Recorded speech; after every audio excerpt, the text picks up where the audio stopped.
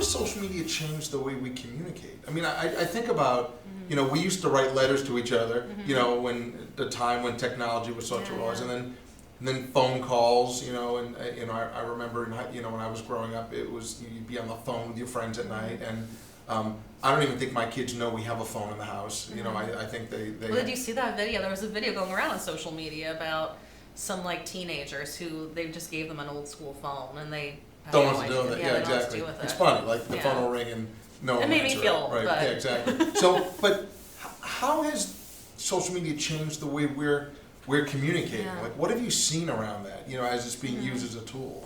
I think the biggest way social media has changed the way we communicate is immediacy.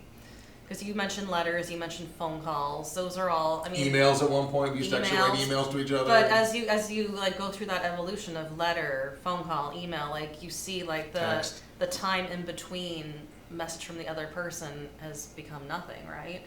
So on social media, I can, for good or bad, and we can dig into that. But for good or bad, I can immediately share what's on my mind, what's happening in my community, how I feel about the news, how I feel about this, how I feel about that.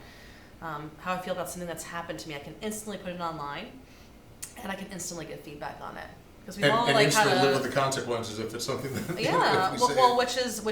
which is the trouble with it. Sometimes is sometimes human beings can be impulsive, right, at any age, and I can impulsively feel a certain way and post something, and have to deal with the ramifications of that either way. So I think that's the biggest way. I think the other piece is that it's made everyone kind of a reporter of their lives or the life that's happening around them. So it's radically changed the way we consume news, information, and content. Again, for good and bad, because I think that some of the information, this is what I deal with at the medical center, there's a lot of misinformation posted online. And that's because there are so many voices who are, some sharing great content, great information, and some sharing content that hasn't been verified, or we don't know if it's real or true, or... So there's it sounds like that's a second issue with how social media's changed the way we either communicate or connect with each other. One is immediacy and the pros and cons of that, and the other is maybe veracity, the accuracy of information and the sources it comes from, and so how does that impact the work you do with organizations that you serve?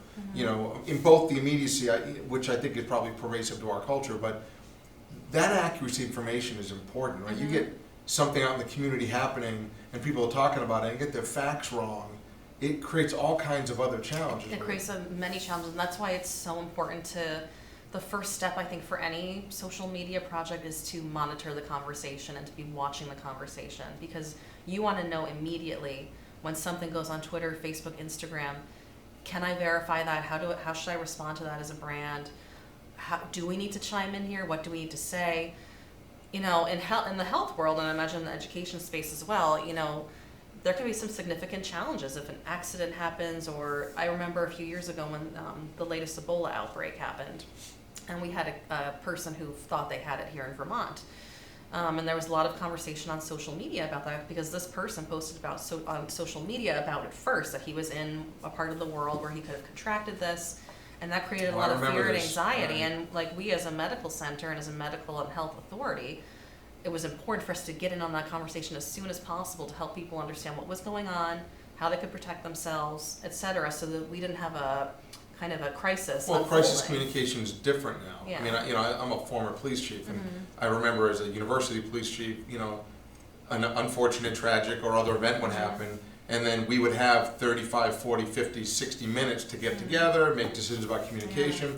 By the time I retired from the university, there was none of that. It was, you were always behind the eight ball on the communication. It was always out because of social media before you got it. Well, that's how it's radically changed the jobs of people who work in communications. But I would say really at this point, because social media is a tool used by so many people, it's kind of changed all our lives in that respect. As professionals, we have to be super nimble in terms of responding. And then the other piece of that is doing so much planning to kind of figure out, well, what if something like this happens? Right. And that's work that can be a little bit more long-term, but it's a lot of pre-planning to prepare for something that could happen.